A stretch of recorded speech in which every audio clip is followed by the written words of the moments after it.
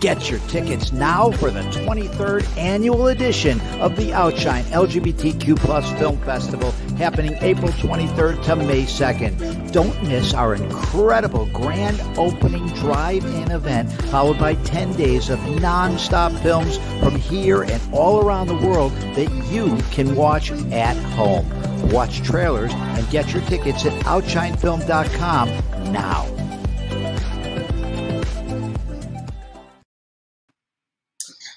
Hello, everyone.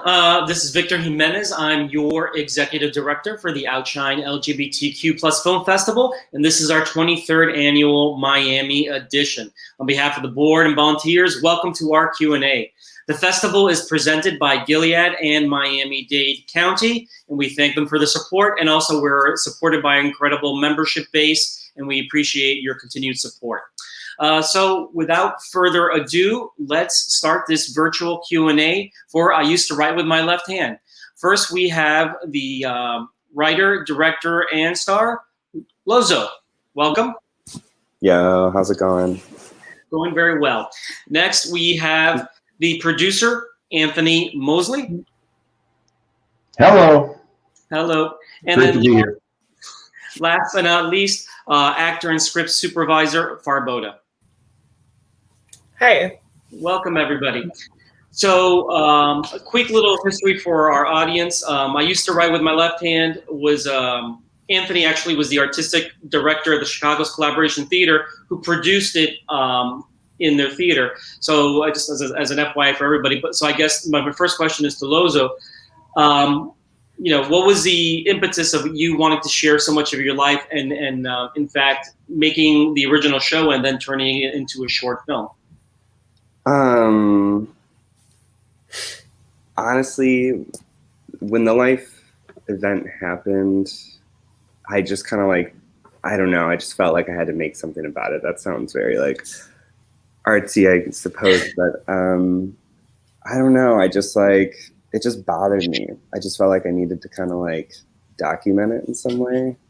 And so Anthony's company had a proposal for stories about peace in the Chicagoland area. It's called the Peace Book Festival. And it's usually, they showcase 5 live performances that are solo pieces.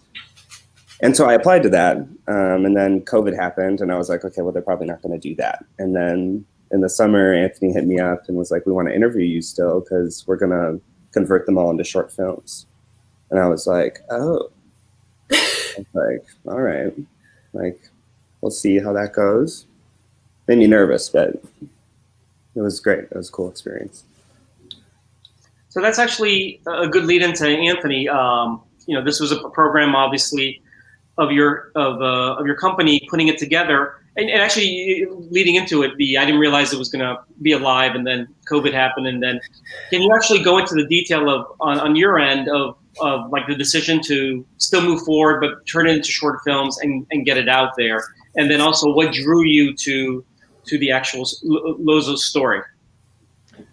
We're a theater of social change here in Chicago, one of the most segregated cities in the world, and in our 24th season, actually, just a little older than your festival, so you know what it takes to stick around and do this kind of work. So when the pandemic happened and the ensuing Black Lives Matter movement and the murder of George Floyd and Breonna Taylor, we really knew we needed to continue our work and not just shutter or go into hibernation. And we immediately pivoted to video production, both online Zoom shows, and we took our Peace Book Festival. We said, let's make it digital. This is the time to tell our most important stories about inequity, oppression, and our just kind of all the isms. Lozo's submission just jumped off of the screen because of a rare combination of courage in his authentic voice and story. And then you could see the high level of craft and artistry and the vision for the piece, the dance work that we got to see, and then thinking about how to bring that talent and vision to video in a new, fresh way was really exciting to us. And we're still just super honored and impressed by the affiliation with Luzzo and Fabrota and the work that we all did together. And we're just so excited that audiences are going to be able to take this in and make it part of their portfolio of work. You know, you see a piece and you put a little book on the library shelf in your head, and this is a book that I think should be in people's heads. And Fabrota, you know, you work with Luzzo on the script. So how did the both of you team up, and just share with us more about that? Yeah. Well, Luzzo and I have worked together a bunch in the past. I don't know. We've worked together several times, and we know that we can like get in a groove and help each other out. So he asked me initially to come in for voice work for him, to help him say this whole like 8-minute monologue that he has to do and help him tell that story with his voice. And I was stoked to do that. And then he sent me the script, and I was like, hey, I have some thoughts. And they were really great about it, and let me kind of come in and help build the story in what we hoped was like the most effective way. So it was really just a matter of both of us being like, hey, like we want to make this the most, we want to do the best job with this that we possibly can. So yeah, it came about very easily. I'm sorry to interrupt. Can I add on to that? Yeah, of course. So like when I submitted to Anthony, I didn't have like a script. I had like a concept in my head, and like I knew I wanted to make something around. I'm like laughing now, but like I knew, but it's serious. I knew I wanted to make something about generational trauma, because there was something generational going on, and that's something everyone should be like aware of. That's how I felt. And so then when I got it, when Anthony gave me the spot, I was like, I need to make a script. I was like, I need to make something. And like, I had some things down already. I used some stuff, but it was really kind of like a collage of a bunch of stuff. So then when I came to Fabrota, I was like, we need to organize. I was like, help me. What does this say to you? Like, what's going on? Yeah, our process really became like, okay, what do you like, Luzzo, what do you want? Like, what do you want to say? Like, how do we want to put this down? And then I don't know, I felt like I was just constantly like, don't worry about that, like what do we need, like trying to ground you in. I'm used to editing and adapting material, but never producing material of my own, so that was a good new challenge. You know, it's actually an interesting, when I was watching the short film, it kind of reminded me, down here in South Florida, there's a group called Lip Service, and what, you know, they'll have a question and people submit something from their life kind of with the question as a focus, and they actually work with the people to, you know, they start out with a certain number and they kind of whittle it down to like a whatever, like I think 1,200 word count, and then they have to go on stage and actually, you know, and they work with them to get them up to that point. And I had this very vibe about this, but interestingly enough, since you turned it into a short film, you were quite frankly able to expand on Lip Service's concept from my point of view, because you have these great visuals. You know, your short film begins with you trying to write the title of the film with your left hand. And actually, I recently fractured my right wrist, so I had to write with my left hand a lot. And I know the pain of that more recently. And then in you talking, so you have that great interface, because now that you have a visual, you know, short film, you can focus in on someone trying to physically write it, which in the theater, you know, it would be a little bit more difficult. And then also you had some, you know, just great, you know, visuals. Like I'll show some photos, like you were here in this park and then, you know, lifting up from it. And it's this great visual image that, you know, couldn't really be replicated in a stage without some big equipment behind you and all that. And it was that, you know, and I'm focusing in on that, when you found out that it was not going to be something on stage anymore, and you were in fact turning it into a short film, did that scare you? That you're like, oh my God, I can actually expand what I want to do, or what am I going to do with this? like what was your thought process when you heard it was going to be a short film as opposed to like an on-stage production? Great question. It was the second one. I was so relieved because I honestly was so terrified of doing this piece that the thought of doing it in front of people and like seeing people's reactions, I just was like, I don't know, I was just very nervous. And so then with the film, I kind of got to hide a little, to be honest, and I got to back up some stuff. Like you said, with the visuals, I got to think more about telling the story visually less than just with my words. So I got to hide behind that a little bit. And then I knew I was going to be dancing a lot, and it's kind of hard to speak and dance at the same time. So I was like, all right, I'm going to do the vocals on a separate day so that when I'm on set, I don't have to be tackling that emotional material while trying to like dance. So that was like, I was just so grateful. Honestly, I was like, this makes it easier. Like I can also, there's some shortcuts in film with storytelling. With theater, it's streamlined. It's much more like once you're going, you are going. So it's just different, If I may, the whole thing is quite a miracle, really, in that the way it came together, and with, I mean, the craft in which Luzzo displayed in taking his vision, which was originally a dance poem of sorts, and you can see the choreography in the camera shots. You can see the way he opened the piece, and I write with my left brain. I just want everyone to know that that's a tribute. But the way that it's constructed and the different looks and styles, and then the layering of themes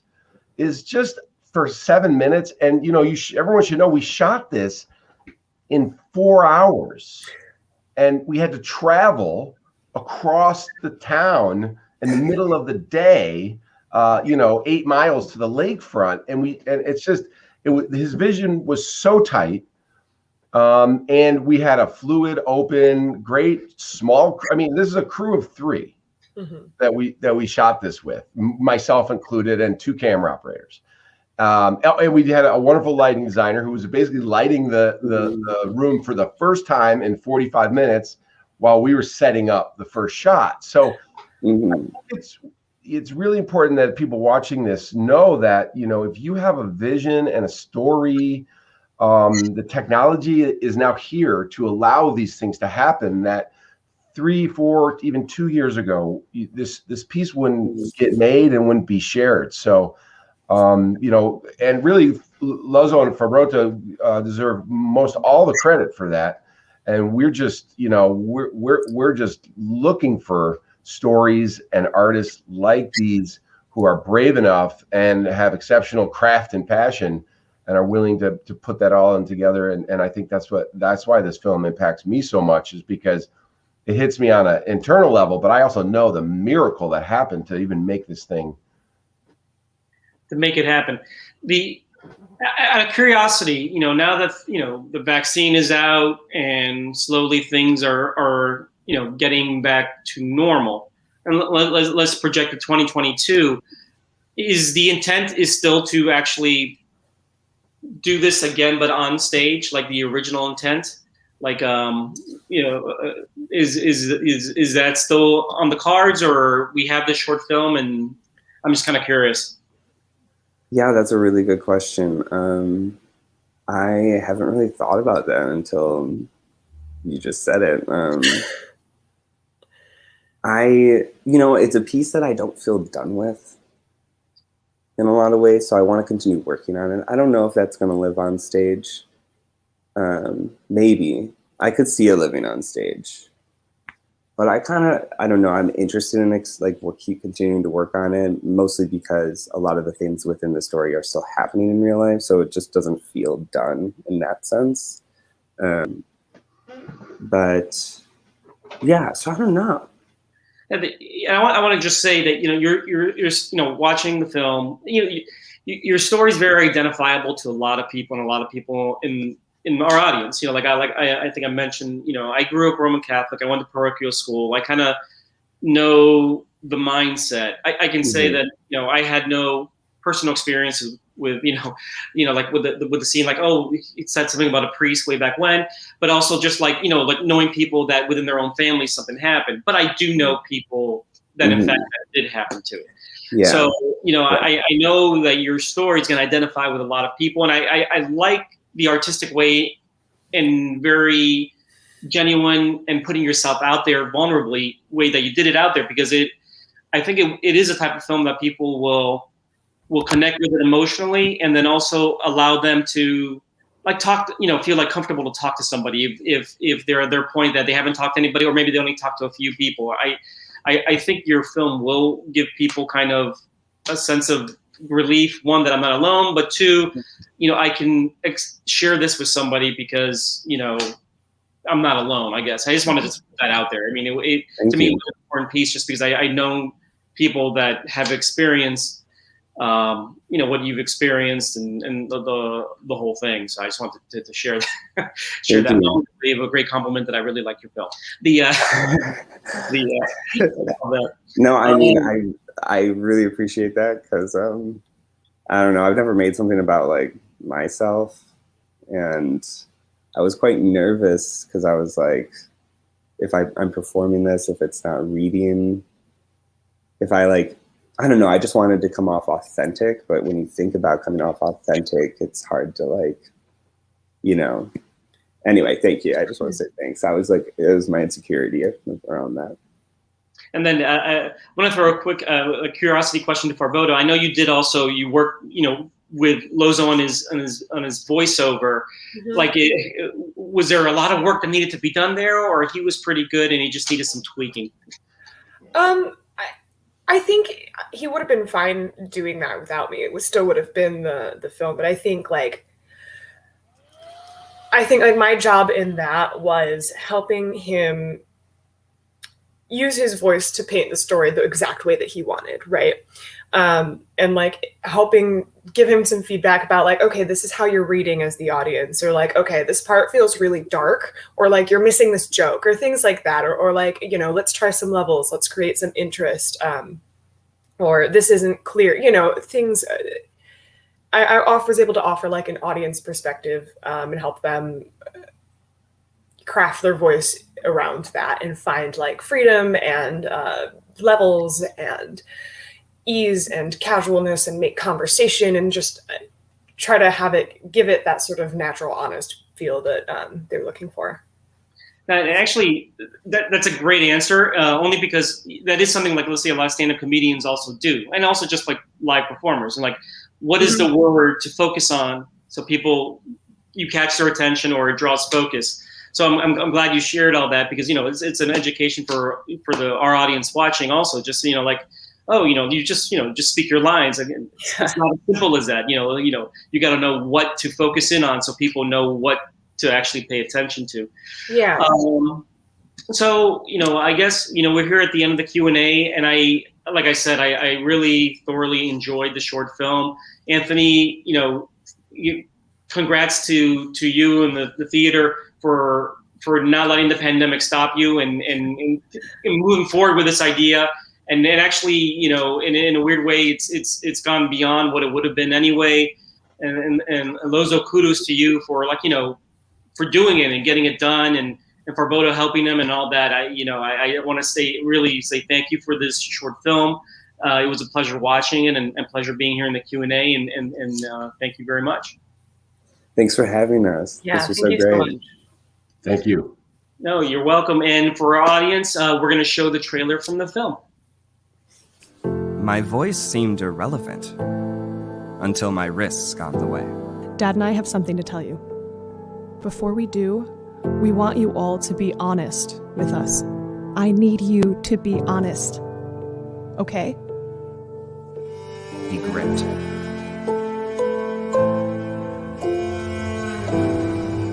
I just wanted to say I don't blame you for what you did. I used to write with my left hand.